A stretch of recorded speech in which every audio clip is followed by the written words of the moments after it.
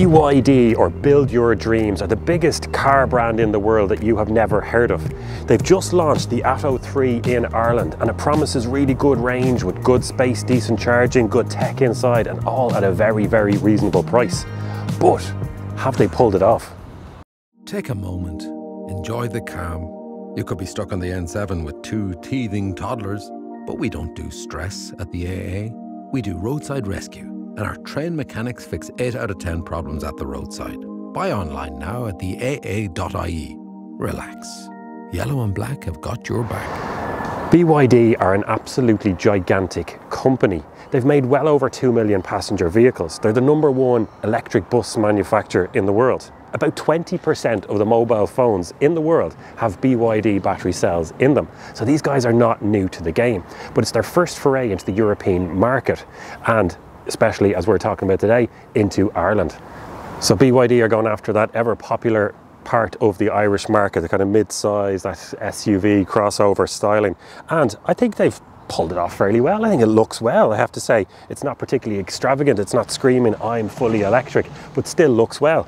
Now let's start off and talk about what they're calling the dragon face. So the eye is just here, leading down into the kind of a snout, obviously a part of Chinese culture and heritage. Now, a little bit of air fed around here towards the tyres at the wheel arches. That just helps cut down on turbulence. A lot of sensors around the front because this has really good technology inside with adaptive cruise control and so on.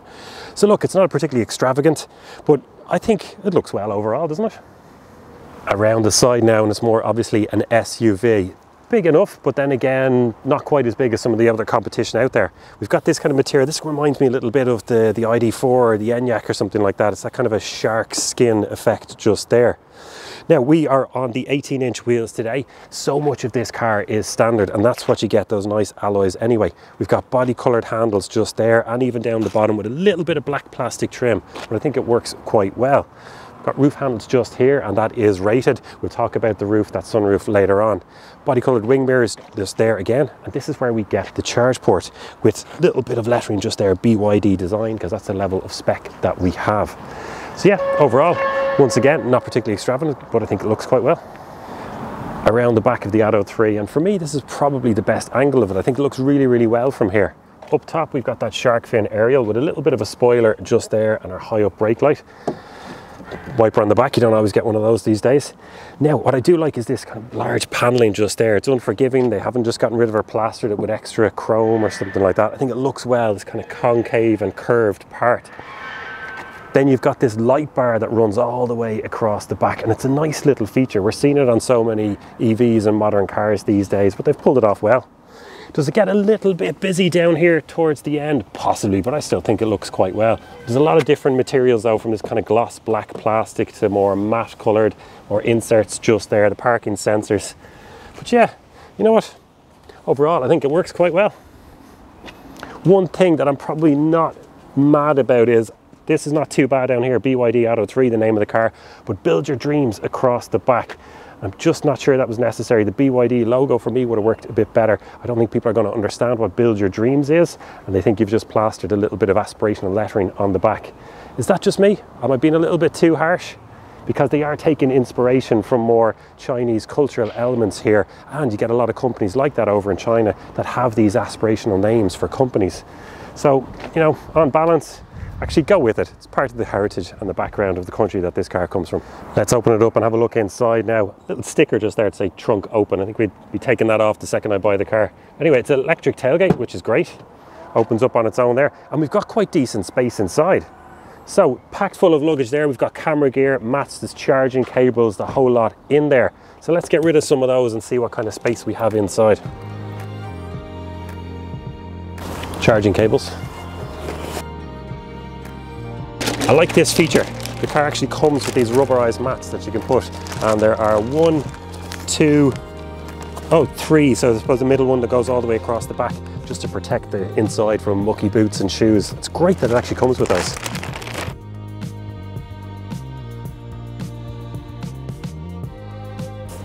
So inside here, what we're looking at is 440 litres up to the parcel shelf. Of course, if you want, you can just take that out, and then we're up to about 550 litres.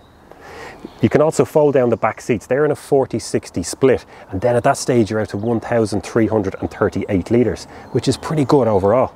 But it's a little bit more usable because we've got the light in there. We've also got these pouches just down the side with netting on them to stop things rolling around. We've got a flat floor, which is great when you're watching the kids' football match or you're sitting outside or something like that. It's excellent. But if you want a bit more space, it's modular. So we take out that shelf just there and then slide it down underneath, and we have an extra bit of space just there. So yeah, really like it overall. Then when we want to close her up, we've got two buttons here. One is just simply to close it, but we could press the other one and it closes and locks itself as well. It's great to have this feature on a car this price. It's really, really good.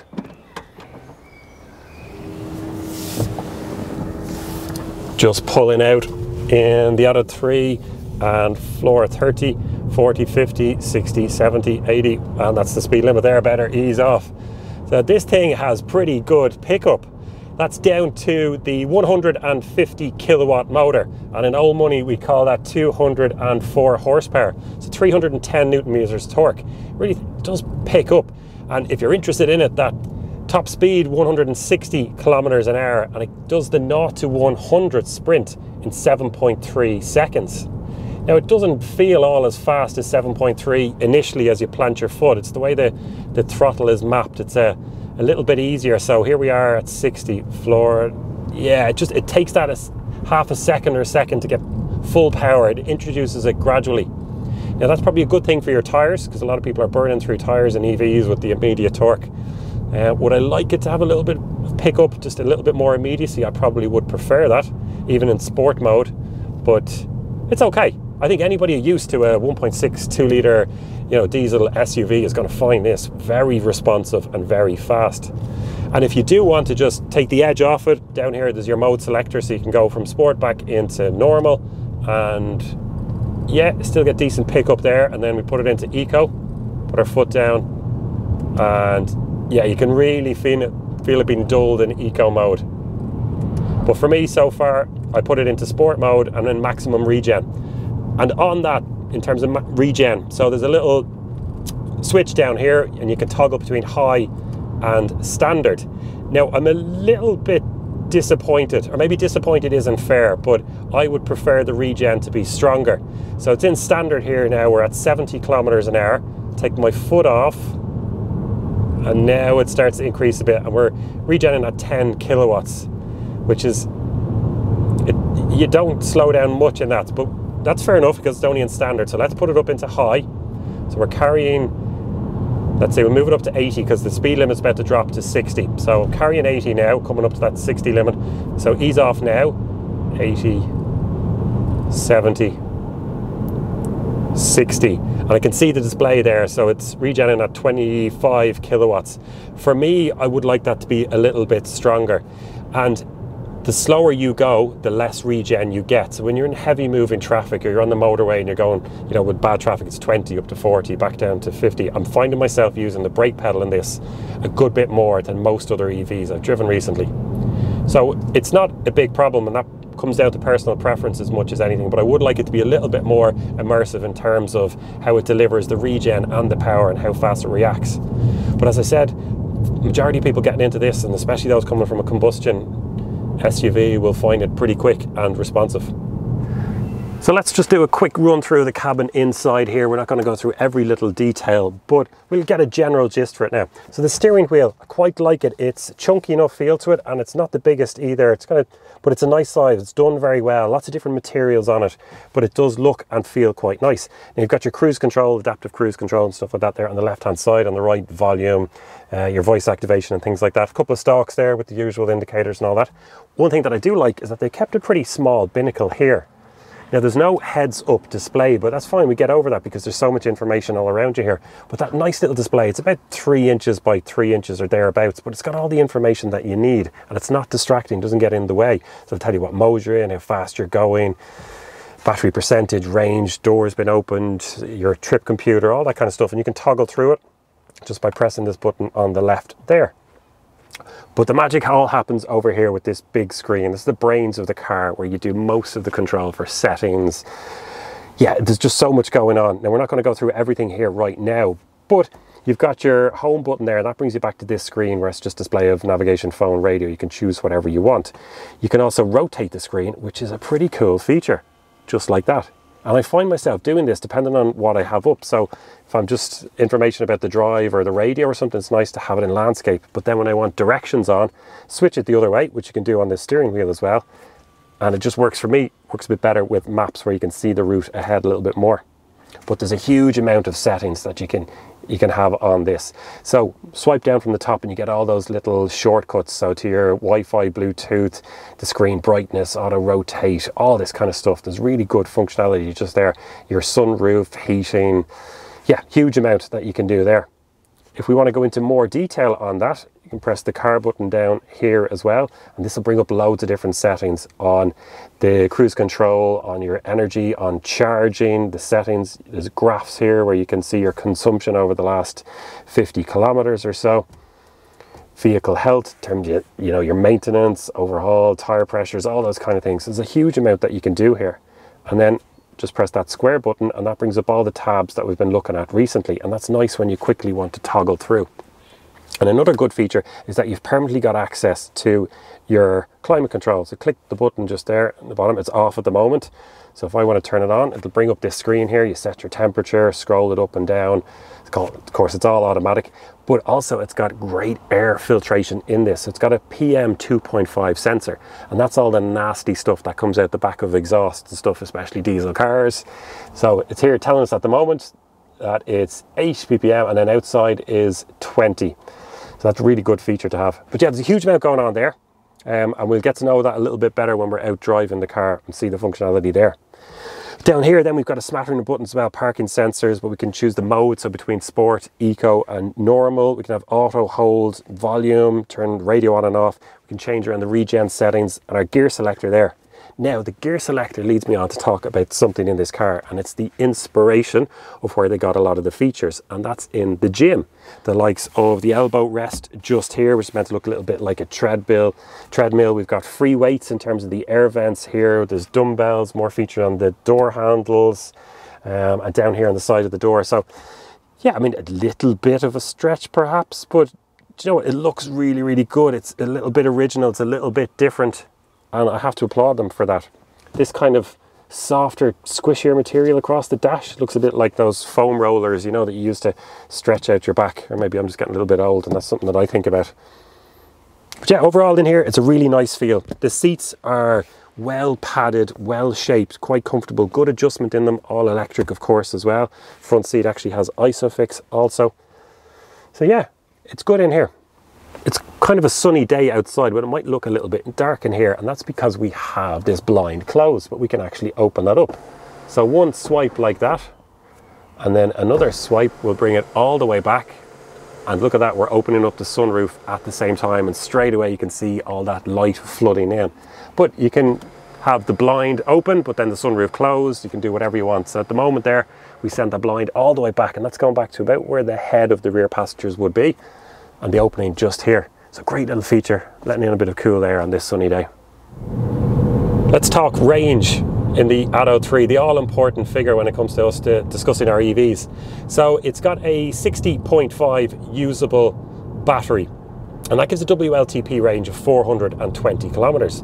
Now, as we know, WLTP can be a little bit optimistic, but this is still a solid kind of 330 to 340 kilometer range car. Now you put it on the motorway in winter, barreling down, you know, Dublin to Cork, and that might drop down to the mid 200s. But I've had this car now and I'm tracking for pretty much 400 kilometers out of a charge. So I'm pretty impressed with that. And one of the ways that it does that is it's got a decent drag coefficient. Now 0.29 is, well, it's not particularly good at all, but this is an SUV, it's a bigger car. They always are not particularly aerodynamic, so overall 0.29 is decent enough. But the main thing, especially in winter and colder climates, is that it's got a heat pump as standard. You don't have to option it, doesn't matter what spec level you go for in the car. And heat pumps are so much more efficient. You're talking about 300 to 400% efficiency in terms of heating up or cooling down the cabin inside. Works a little bit like your fridge, but in reverse to heat it up. And that really does help with efficiency, especially on those shorter little journeys where maybe you're only dropping the kids into school 3 kilometers away and you want to heat up the whole cabin for a 5 to 10 minute journey. It does help with efficiency, and it's great to see BYD including that as standard. Really, I think hats off to them for that. So what's the overall feel inside in the cabin here? And you know what, I'm really impressed with it. Have I been in cars that are a little bit more comfortable or well appointed or just a little bit more refined? Yes, I have. But at the same time, they cost a lot more money. So if we look at the competition where this is priced, you know, let's say just under 40,000 euros, it does really, really well. They haven't dropped off in the quality. There's a nice feel to the materials, it's a nice blend of materials. There's really good design to it. Everywhere you look, there's nice little features. And I have to applaud them for that. Maybe not everybody will fall in love with it, but I quite like it, I have to say. I think they've done a really good job in maintaining a fairly good level of quality and comfort, but keeping the price quite low. So this is where we charge up the Atto 3. It's located just over the wheel arch on the driver's side. Personally, I prefer them just to be in the middle up front, where you can easily get to any charger. But however, most manufacturers are doing their own thing like this. So open that up now. And on AC on top there, if you go for the entry-level spec of the Atto 3, that's 7.2 kilowatts on AC. However, go for the middle level or the high-level spec and it goes up to 11 kilowatts. So we're quite happy with that. Then take off the extra little bong there, and now it's the CCS, so this is our DC charger, and there the figure is about 80 kilowatts. Now that's not particularly impressive. Many cars that this is going up against are in and around the 150 kilowatt mark, but apparently it will take that level deep into the pack. So it's adequate, let's say, without being particularly impressive, but then again, we're not really disappointed either. Bongs back in, close her up. As we come up to a bend here in the road, it's a sharp left and straight away into a sharp right. And it does loll around a little bit over that humpback bridge, and let's accelerate up the hill and the corner. Not bad grip. So yeah, it does a little bit of body roll in it. The steering isn't particularly pointed, so you got to maneuver the wheel a little bit more than you would in some other cars. So the steering isn't particularly pointed or sporty. But then again, let's just stop ourselves, because that's not necessarily a criticism. So that little bit of body roll in the corner and that kind of softness as it takes a bend, in the real world, that's almost a good thing, because when you're taking ramps in housing estates, the little bumps, it just evens all those out. So yeah, you're not going to be setting any records if you take this down to Mondello, but in 99% of the driving that you do, where you're just pottering around, you're dropping the kids into school, you're going to training, whatever it is, it's really, really comfortable, and you're kind of happy with the fact that the tires are a little bit softer and squishier. And yeah, it's just placid and very pleasant. Feels nice. Let's talk money now for a minute with the Atto 3. So they're coming into Ireland as a new brand. No one's ever heard of them before, so they're going to have to price it keenly. But then again, you get a lot in this car. So how's that going to work out? Well, we've got the price list here now. I'm going to read that out to you in a second. But there's 3 spec levels. So there's the active at the lower end, the comfort and the design. Although you'll be surprised at how little difference there is in the price, because you just get so much spec as standard with this car. So let's go to the Atto 3, the active spec, the lower, the entry level one. 39,078 euros. Let's call it 39 here. And with 5.9%. interest, 392 euros per month repayments with a deposit down, of course. Then you step up to the comfort level, that's the mid-level spec, it's only an extra 500 euros. Then go up to the design one, which is what we have here today, the top level spec, everything all in, 41,000 euros and repayments of 410 a month with your deposit down. At that stage, it becomes a pretty compelling option at those kind of prices. Pulled into a housing estate here just because I need to turn around and head back in the other direction. And as I put it into reverse, it reminded me of something that I really wanted to talk about. And it's the quality of the cameras in this, the parking assist and so on. So I'm going to click record on my video here and show you what I'm seeing where I am. And just look at the quality of the resolution in that car. Someone actually just walked past it at the back there. You saw their legs and the car beeps. So it's got a huge amount of sensors, safety assist and so on. But we can change all this around, have the camera pointing at the front, pointing out the back, a wider angle out the front, wider angle at the back, show you either side of it. We really can just do so much here. Put on the 3D one as well, and look the way you can just spin that around. Just absolutely superb. Yeah, really impressive feature. And for people who don't particularly enjoy parking or perhaps aren't very good at it and want a little bit of help, then this is a great little feature. Okay, let's actually turn the car now and head off. So it's time for some concluding thoughts on the BYD Atto 3. Now, and what an entrance they have made into the Irish market. I'm really impressed by it. Now, I've driven cars that are perhaps a little bit more refined or a little bit more stylish or perhaps a better range or are a little bit faster. But then you've got to remind yourself of the price point. This is coming in at or just under 40,000 euros, and it really is putting it up to the competition. A lot of other cars aren't spec'd as well as this, they're not as fast, or they don't even have as good range, and they're 10,000–15,000 euros more expensive. So on that front, BYD have done a fantastic job at placing themselves in the Irish market. Now, it remains to be seen, will the Irish consumer take to it? It's a new brand, it's a new name, will they go for it straight away? But from our experience, this should definitely go on the short list of a lot of people looking for a good value SUV and they want to go all electric. It's not perfect, there's a couple of things about it I'd like to change, but overall, remind yourself of the price point. You go, this is a pretty impressive vehicle.